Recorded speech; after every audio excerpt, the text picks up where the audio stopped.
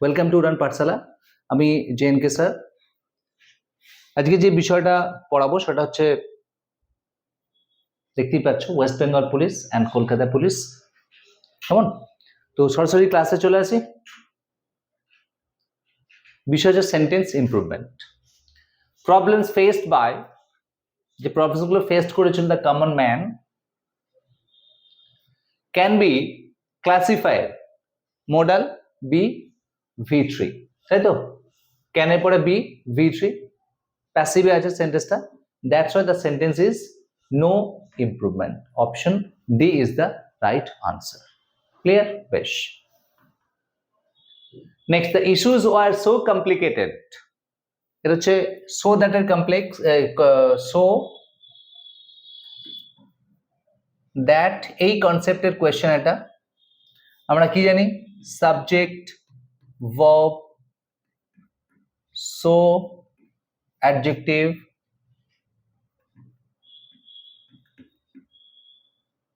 That subject, তারপরে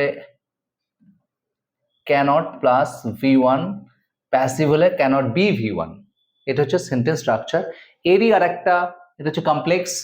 এরই same structure যেটা আমরা সিম্পলি ইউজ করি সেটা হচ্ছে টু টু, যে সেন্টেন্সটা আমরা ইউজ করি, অর্থাৎ subject verb to plus adjective plus তারপর একটা ইনফিনিটিভ বসে, টু প্লাস ভার্ব। ছোট্টবেলা থেকে তোমরা পড়ে আসছো he is too weak to walk, তাই তো? ওই কনসেপ্টের কোয়েশ্চেন এটা। ঠিক আছে, দেখো তাহলে he is so weak that he could আছে, এটা দেখো কুড হার্ডলি। এই যে আমরা নটটা ইউজ করেছি না ক্যানট এর পরে, এই hardly means also not. That's why ওখানে হার্ডলি বা স্কার্সলি ওয়ার্ডটা ইউজ করা থাকতে পারতো। That means also not. এই নটের রিপ্লেস আমরা হার্ডলি বা স্কার্সলি ইউজ করা যায়। ক্লিয়ার? তো সেটা ইউজ করা আছে, দেখো। That's why the sentence is no improvement. Next question আসি। We are quite sure that he will have proved, তাকে he will have proved his merit in forthcoming competition. ঠিক আছে, দ্য সেন্টেন্স দেখো উইল হ্যাভ টু প্রুভ না, তাকে prove করতে হবে তা নয়, এরকম না। সে that he will have prove, সে প্রুভ করেছে কি? His merit. সেই জন্য আর the sentence is also no improvement. এখানেও কোনো ভুল নেই সেন্টেন্সটাতে। নেক্সট কোয়েশ্চেন আসছে, দেখো he suffered only because of his impolitely behaviour. দেখো সেন্টেন্সটা আমরা দুরকম ভাবে ভাবতে পারতাম। হি সাফার্ড বিকজ, এখান থেকে সেন্সটাকে একরকম ভাবা যায়, হিজ বিহেভিয়ার ওয়াজ ইম্পোলাইট, এরকম কোথাও অপশন নেই। এটা হতে পারতো হিজ বিহেভিয়ার ওয়াজ ইম্পোলাইট, বাট সেন্টেন্সে কোথাও অপশন নেই। তাহলে কি করব না, এই বিকজ অফটা হচ্ছে একটা প্রেপোজিশনাল ফ্রেজ। দেখো প্রেপোজিশন প্রিভিয়াস ক্লাসেই বলা আছে, দেখবে preposition is followed by possessive adjective then followed by noun or gerund। তাহলে preposition possessive adjective plus noun অথবা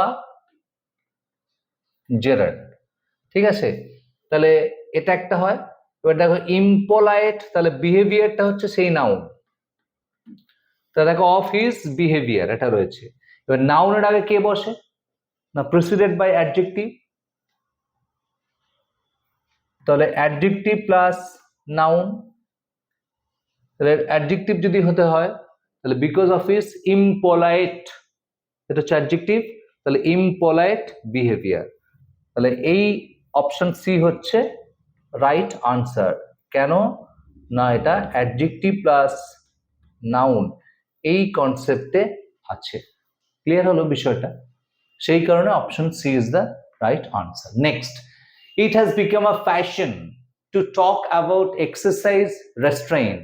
The sentence is also no improvement. Exercise restraint means self control. ঠিক আছে, exercise restaurant means self control. এই exercise ওয়ার্ডটা রেস্টুরেন্টের ক্ষেত্রে use করা হয়। যেমন আরেকটা বলি, হেল্পের ক্ষেত্রে আমরা রেন্ডার ওয়ার্ডটা ইউজ করি, হি রেন্ডার্ড হেল্প, RENDER, দেখবে অনেক সময় এরকম সেন্টেন্স পাবে, he rendered help, the sentence is also no improvement. কেমন? নেক্সট, দ্য টডলার, টডলার মানে যে নতুন হাঁটতে শিখে যায়, দেখবে টলমল করতে করতে যায়, এমন বাচ্চাদেরকে, সেগুলোকে বলা হচ্ছে টডলার। হ্যাজ আ হ্যাবিট, তাদের একটা হ্যাবিট আছে, কি না, দেখবো অনেক সময় কোনো কিছু না পাওয়ার যে ইচ্ছা বা এগুলো না পেলে তারা দেখবে তাদের কাছে সামনে যেসব জিনিসপত্রগুলো আছে ছুঁড়ে ফেলে দেয়। এই থ্রোয়িং ট্যান্ট্রামস মানে হচ্ছে তাই। কেমন? এটা হচ্ছে একটা বাচ্চাদের habit, that's why the sentence is also no improvement. কেমন? Next, he absented from the meeting. দেখো আমরা কি জানি না, অ্যাবসেন্ট এই যে ওয়ার্ডটা আছে, তোমরা যদি প্রিভিয়াস ক্লাসগুলোকে ফলো করো সেখানে এরকম ভার্বস গুলো লিখে দেওয়া আছে, তোমরা প্লিজ সেই ক্লাসগুলোতে একটুখানি দেখে নেবে যে absent followed by reflexive pronoun, অ্যাবসেন্টের পরে রিফ্লেক্সিভ প্রোনাউন বসে, তাই তো, দেন প্রেপোজিশন, তাহলে অ্যাবসেন্ট রিফ্লেক্সিভ প্রেপোজিশন। দেখো অ্যাবসেন্টেড হিমসেলফ, অলরেডি প্রেপোজিশনটা এখানে এক্সিস্ট রয়েছে, তাহলে he absented himself from the meeting. ঠিক আছে, he absented himself from the meeting, অর্থাৎ option B is the right answer. Come to next question.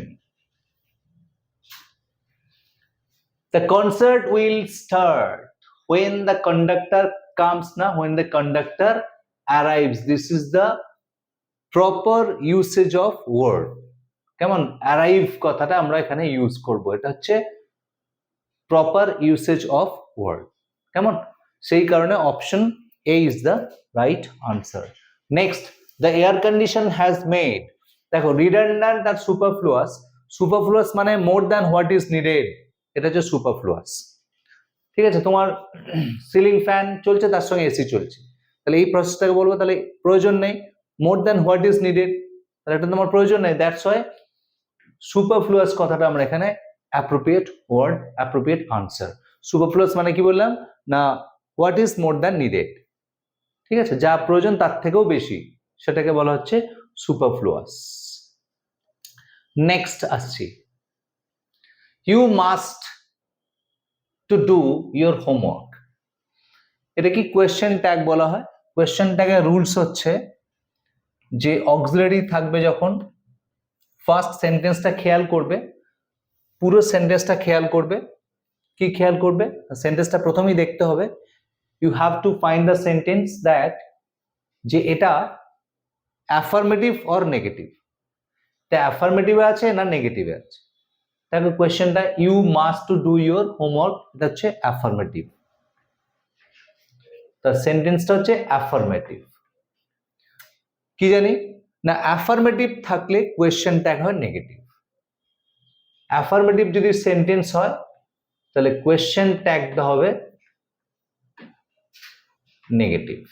Okay, next আমরা খেয়াল করব সেন্টেন্সে auxiliary verb, use of auxiliary verb, সেন্টেন্সে অক্সিলারি ভার্বের ইউজটা দেখব, দেখি অক্সিলারি ভার্ব ইউজ আছে কিনা। ডেফিনেটলি মাস্ট হচ্ছে অক্সিলারি ভার্ব, তাহলে অক্সিলারি ভার্বটা নেব, তার সঙ্গে যেহেতু নেগেটিভ করতে হবে তাহলে অক্সিলারি প্লাস নট, এই সেন্টেন্স অনুযায়ী মাস্ট প্লাস নট, তার সঙ্গে সাবজেক্টটাকে ইউজ করতে হয় তারপরে, তাহলে সাবজেক্ট আছে ইউ, তাহলে শেষে ইউটাকে বসাবো। এবার মাস্ট নট, এটাকে এইভাবে লেখা যায় না, এর একটা একসঙ্গে যে হয় মাস্ট প্লাস নট, এই ফর্মটাকে বলা হয় কন্ট্রাকশন ফর্ম। কেমন? কন্ট্রাকশন ফর্ম, তাহলে কন্ট্রাকশন ফর্ম হলে হয়, দেখো অলরেডি দেওয়াই আছে, মাস্ট এন অ্যাপোস্ট্রফি টি, তার সঙ্গে সাবজেক্ট মানে হচ্ছে ইউ, তাহলে তাই আছে দেখো, তাহলে must not you, that is no improvement. ঠিক আছে, এবার যদি কোনো সেন্টেন্সে অক্সিলারি ইউজ না থাকে তখন আমরা ডু, ডাজ বা ডিড এর হেল্প নেব। ঠিক আছে, যেমন হি রিডস ওয়েল, এটাকে আমি কোয়েশ্চেন ট্যাগ করব।